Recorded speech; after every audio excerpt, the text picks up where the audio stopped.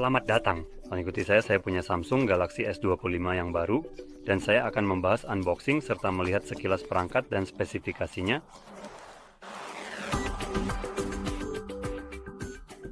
Jadi tahun ini kita mendapatkan rilis baru, seperti setiap tahun dari ponsel kemarin, dengan harga besok. Mari kita singkirkan itu. Dan ini jelas, adalah Samsung yang baru, dengan ditumpuk sedikit kamera cincin agar terlihat lebih menonjol, sedikit lebih mahal dibandingkan model sebelumnya karena selain itu tampilannya hampir identik dengan yang sebelumnya. Sekarang buang itu, saya rasa saya tidak perlu membuka kotaknya. Saya pikir kita semua sudah tahu pada titik ini Samsung tidak akan memberikan apapun untuk harga tersebut selain kabel dan dokumen, jadi jelas hanya ponselnya. Jadi saya akan tetap di situ. Dan saya ingin menunjukkan satu hal. Ini terasa seperti iPhone di tangan yang saya rasa ini menambah fakta bahwa mereka memang mengubah antarmuka sedikit agar terlihat lebih seperti iPhone. Tapi dari segi konstruksi, cara desainnya itu memang entah kenapa terasa seperti iPhone di tangan, tapi yang membulat. Ini memang terasa lebih dari yang sebelumnya. Tidak banyak perubahan dari model sebelumnya, tapi apapun yang mereka ubah terasa sedikit terlalu mirip. Ke sisi lain saya akan bilang. Bagaimanapun, jadi apa kita dapatkan di sini seharga $1.000 yang cukup menggiurkan. Saya rasa itu seberapa harganya. Apa-apaan ini? Kamu sudah mulai hangat? Kamu baru saja dinyalakan. Kenapa kamu benar-benar mulai hangat saat dinyalakan? Jadi ini tampaknya akan berharga $799.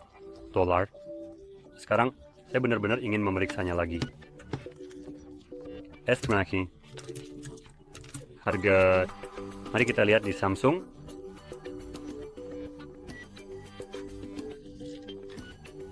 Tunggu sebentar, saya hanya ingin memeriksa lagi.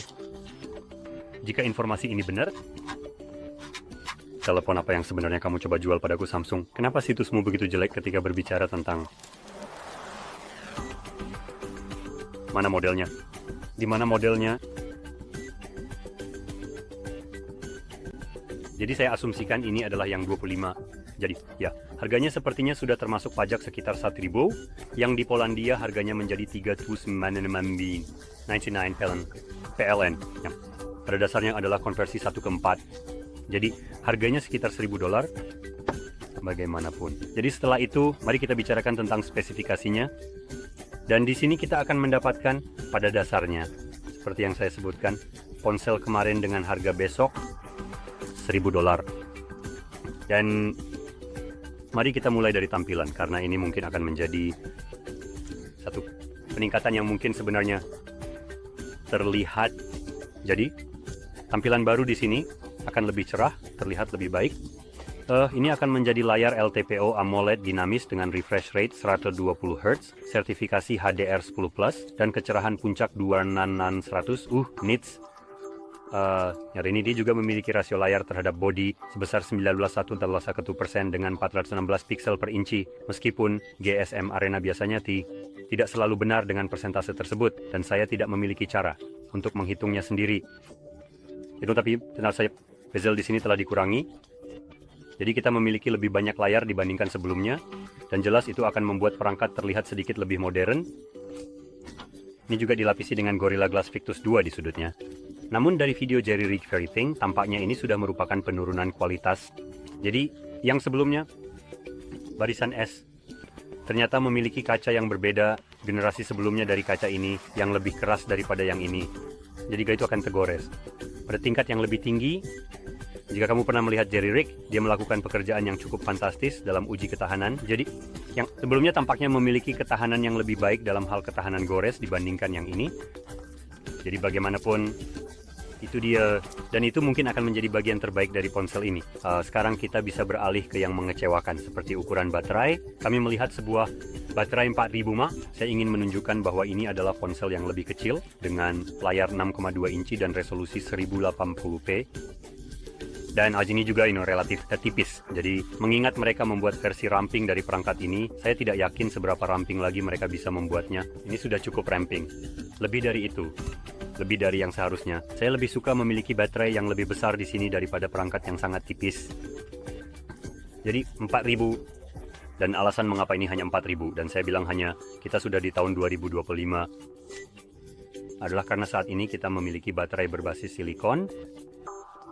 Ponsel ini seharusnya memiliki baterai yang lebih dekat ke 5000 mah, mengingat ukurannya. Siap. Ponselku meskipun sedikit lebih besar.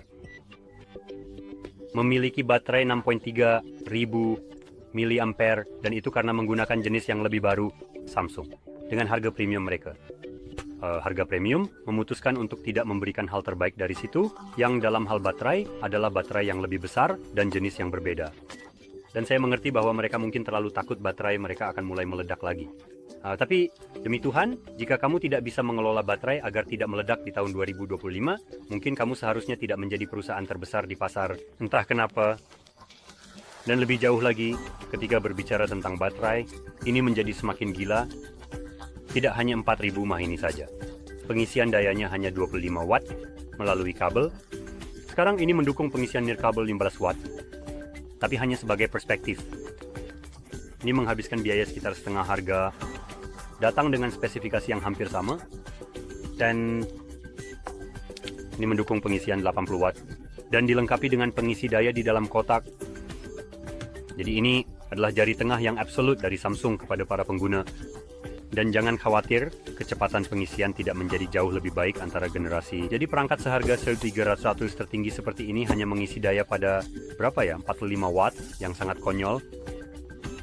Bagaimanapun, mari kita beralih ke bagian dalamnya. Dan dari segi internal, saya akan bilang ini adalah hal yang sama yang bisa Anda harapkan, yaitu prosesor baru. Snapdragon 8 Elite yang terbaik di pasaran, saya tidak akan mengurangi hal itu. Kita memiliki 12 GB RAM dan kita memiliki 128 GB penyimpanan sebagai model dasar dan bisa meningkat hingga 512 GB penyimpanan untuk model tertinggi. Semuanya hanya dengan 12 GB saja.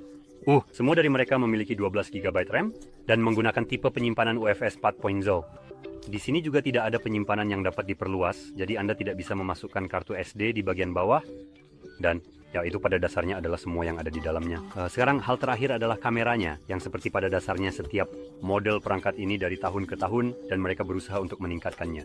Jadi, di sini kita akan memiliki aperture f1.6.8 50 megapiksel, lensa lebar 24 mm, lalu dual port 67 mm telefoto dan 12 megapiksel dengan aperture f2.2, lensa ultra lebar 13 mm dengan sudut pandang 120 derajat, dan dengan kamera-kamera itu Anda bisa merekam video hingga 8K pada 30 frame dan 4K memberikan 60 frame ditambah 1080p yang memberikan semua itu ditambah gerakan lambat 240 frame per detik dengan HDR full bit, HDR10+, dan stabilisasi gambar elektronik giroskopik. Nah, sekarang di bagian depan kita memiliki kamera dengan lubang punch yang menampung kamera 12 megapiksel dengan aperture f22, lensa lebar 26 mm, dan itu bisa merekam 4K pada 60 frame dan 1080p saya kira 60 juga, tapi hanya terdaftar 30 di GSM Arena. Jadi itu dia.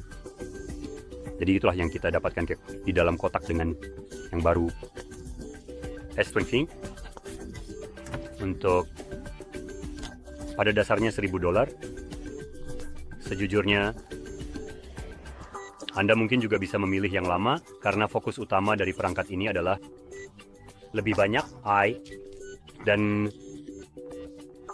saya juga ingin memberikan pandangan yang sedikit lebih objektif di sini. Jadi, karena perangkat ini ditujukan untuk atau mencoba menjual dirinya sebagai lebih AI, jika Anda tidak berencana untuk menggunakan AI, sebenarnya tidak ada alasan bagi Anda untuk memilih perangkat ini. Jika Anda bisa mendapatkan yang lama S24 dengan harga yang jauh lebih murah dan tidak memiliki AI yang tidak berguna. Dalam hal perangkat lunak, Anda pada dasarnya akan mendapatkan pembaruan untuk yang ini juga. Dan tambahan lagi, AI yang kita miliki di sini setidaknya akan gratis sepanjang tahun 2025. Tapi pada tahun 2026, tampaknya itu akan menjadi fitur berbasis langganan.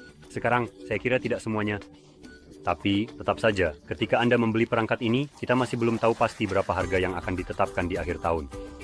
Ketika fungsi AI Anda akan dimatikan di perangkat ini dan Anda perlu mulai membayar langganan. Dan mana yang akan menjadi bagian dari pemisahan dari langganan dan mana yang sebenarnya bisa dilakukan di ponsel Anda tanpa itu. Anda mendapatkan banyak hal yang tidak diketahui di sini untuk sebuah ponsel yang dijual sebagai kecerdasan buatan, melakukan hal-hal AI. Jadi saya akan bilang ini sangat terasa seperti penipuan. Anda membeli ponsel yang memiliki fitur yang akan Anda hilangkan, dan kemudian Anda akan perlu membayar, tetapi Anda bahkan tidak tahu berapa banyak yang akan Anda bayar nanti. Di luar itu, perangkat ini akan memiliki, saya yakin, 7 tahun siklus peningkatan. Jadi pada dasarnya Anda akan mendapatkan versi Android. Apapun yang tersedia untuk Anda dalam 7 tahun, itu cukup bagus. Tapi ketika Anda membayar $1.000 untuk sebuah perangkat, setidaknya, seperti yang ini, sejujurnya itu mulai kehilangan nilainya. Karena kamu bisa membeli 2 ponsel berbeda selama waktu itu, dan tetap membayar harga yang hampir sama, dan juga mendapatkan ponsel yang lebih baik dalam 3 tahun ke depan. Jadi sebagai contoh, ini adalah Nubia Z7 Pro Ultra. Harganya sekitar $6. Menurutku sebanyak itu jumlahnya, sekitar jumlah itu. Ini akan memiliki siklus pembaruan selama 3 tahun. Ini juga dilengkapi dengan prosesor terbaru dan semua hal itu. Mungkin tidak memiliki optimasi perangkat lunak yang sama seperti Samsung, tetapi tetap saja berfungsi dengan sangat baik. Dari pengalaman saya menggunakannya selama sebulan terakhir. Dan itu menghabiskan sedikit lebih dari setengah harga perangkat ini. Sekarang ini adalah yang termurah. Ini memiliki siklus hidup 3 tahun. Dan setelah 2 tahun saya bisa langsung mengambil yang lain. Yang terbaru dengan prosesor terbaru dan segala macamnya, teknologi akan kembali pada saat itu. Artinya saya akan mendapatkan nilai yang lebih baik untuk perangkat saya. Dengan memiliki 2 perangkat berbeda. Daripada hanya memiliki satu ini, dengan membayar lebih untuk yang satu ini dan memiliki 7 siklus hidup tahun.